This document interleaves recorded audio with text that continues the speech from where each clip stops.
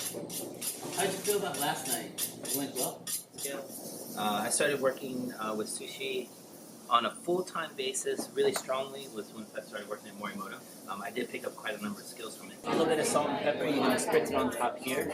Then you're going to flip that where the green part is, you're going to lift that, you're going to put that side down first. Then you put the salt and pepper on it. That, depending on what rolls they are, but that one can actually suffice for clearly probably around about like 70 or 80 rolls. Sunday, we can hang out all day. Yeah, I'm with that. Before opening my own business, I actually was really involved with molecular gastronomy. So we're getting into understanding how to break down on the cellular level of the foods and how to change them over or convert them into other types of processes. We contact you every couple months. You all right? Yeah, I'm good. You good? Good. All right. He was in the military. He worked his way up into E9, which is a master sergeant. He ran the whole southeast coast of military bases. Fort Ward and all that type of stuff when he was here in the U.S. Overseas, he was running a lot in Seoul and Pyeongtaek, two different areas inside Korea, and that's where he was stationed at a lot of the time. Now he's retired from the military, and then he opened up a little like beauty salon shop, like my mom. She wanted to do a beauty shop, so then he ended up opening a beauty shop. Now he's a hair professional. You would never thought some past military guy became a hair professional. It's kind of funky, but it's funny how it happens. He was a pretty important guy in the military, so he wasn't around as often. He did a lot of tours, like running around and doing stuff. So I rarely saw him every now and then. Hey, so then you and your mom were very close. So me and my mom, yeah. That's how it goes. Yeah. I was definitely not a mama's boy.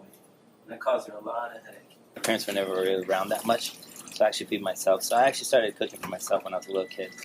Yeah. You can see I'm old, too. No, I have an older brother, but he's already passed. That's why I never got to meet him. I came back. But I think the diversity of what I know about food and everything, I think that's just because of the flux of kind of like a whirlwind of places I've lived in. I was born in Bitburg, Germany. That's where I was actually born. Lived in Germany probably a total of about 5 or 6 years of my life when I was younger. After that, broke away and then lived in Korea, lived a little bit in Japan. I passed through Hong Kong and I also passed through France. So those are two places I passed through. And then when I turned 17, I had to come to the U.S. And actually, to be honest, even though I was a U.S. citizen, it was the first time I ever stepped on U.S. soil. When you turn 17, or 17 and a half, it's time for you to unlive your parents. They gave me a choice and I said I wanted to go to America.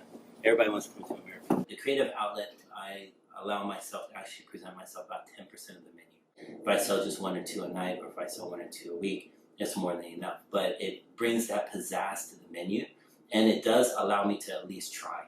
And maybe I'll learn and realize that some people are actually willing to actually spend a little bit of money to be able to get something that's a little bit more eclectic, a little bit more upscale. I think these days my go-to now, like when I eat, is the poke bowl. Like every day, it's so quick and easy to mix and eat. Yeah, this is one of my faves.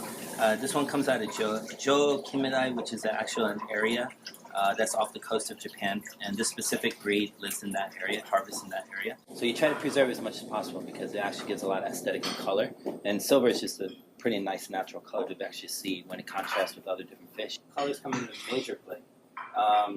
2 best places to study if you want to study about the color coordinations. I tend to go to the art museum a lot. Interesting. And then I go to any of the museums where you look at a lot of paintings and those types of things. And what you can actually do, if you're not much of a connoisseur or artist, but you can just study on the colors, the color combinations that you see inside the painting. That helps, once you burn that into your memory, it helps a lot with actually when you do your own plating. So sometimes color would come first before even thinking about what the ingredients are going to be.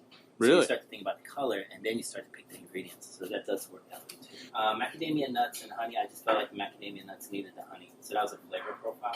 For the color profile, I thought that the red strawberries, when I came up with the idea to put strawberries on top of the green, the avocados, that one I thought that it was actually a color contrast. I'm actually very critical about my work. There comes a point where you need to get your ass kicked a little bit more if you want to progress to the next stage. I've been hit with pots and pans, I've been yelled at, I've been belittled, every little thing. I have no one above me to inspire me or push me. And I'm always antagonizing myself, and I never really think that I did a good job. I have to push myself, and then I have to push everyone else. I always feel like I'm progressing, but I never feel satisfied. So I think I'm still searching for that. I think it's a great thing that it's instilled in me to always feel subpar to what I'm doing. That always makes me reach out to do something better or something more. We're doing double time, and I'm going to break down all the fish that's in serve for today. Okay. When I put this one out, I thought it would actually show what it is that I do in the background that they don't see. They can't see what I do to prepare some of the stuff. And one of the ones that it's a very difficult one to do, it's one of the difficult ones, and I actually started to show how I break down fish. And I realized that turned all the customers, well, 90% of the customers were turned off by it. Yeah. So international people are a little bit more open. They understand and accept the fact that, we eat animals and they're alive. Also to prove the fact that, yes, we do carry very quality ingredients and we do carry these fish and everything. They do come in a whole, and we do break down all our stuff because 90% of the sushi restaurants all around don't. It's all like already prepared for them. It's already frozen in blocks and stuff like that and delivered out. When I finally had the chance to do my restaurant about 11 years ago, I thought that I had that opportunity to be able to start to showcase what it is that I wanted to do as an artist and as a chef and this lifestyle, all the things that I learned. And I don't know if it's an ego play or whatever, but you just want to show off your skills. This is what you want to do. Instead of telling people what to eat, I was asking people, what would you like to eat? The contrast between two is that I was both the business owner and I was the executive chef and the creative structured, creative man to the whole menu and all the types of business. I couldn't be too abstract. I still needed to draw in the people to be able to get them to buy whatever I'm making. That's where the conflicts really arise. If you get a little bit too money hungry, and then all of a sudden the quality of your food will drop. So finding that happy balance was probably one of the most difficult things for me to do. At the end of the day, whatever the head chef wants, I have to do it his way, always. And no matter what the other guys say, if the top guy says to do this, then that's what I got to do. When I was cleaning it, I cleaned it by the next tier that was below him, which was the second head chef. At that point, he was watching me from behind. I didn't know he was there. And after that, that's when he stabbed me. My second head chef, which is the one that I respected the most, I was so upset about the situation, I complained to him about it. And after that, he told me never talk to him again and then just stay away. My second head chef said that I should respect the fact that he did something like that to me, in the sense that he treated me the way he would treat other Japanese people. So by taking the stabbing, apparently that was a good thing. The second head chef, the one that I respected the most, those 1% of the times when he actually told me "umai, umai," it was as if I was always trying to impress him more than I was trying to impress any customer or anything else. It was like I really looked up to him in that sense. So just to hear that word "umai, umai" just brought me so much joy. I didn't know what to call the name for my restaurant, and ended up at the last second I just thought about it, and I was like an ode to my teacher by calling it "umai, umai."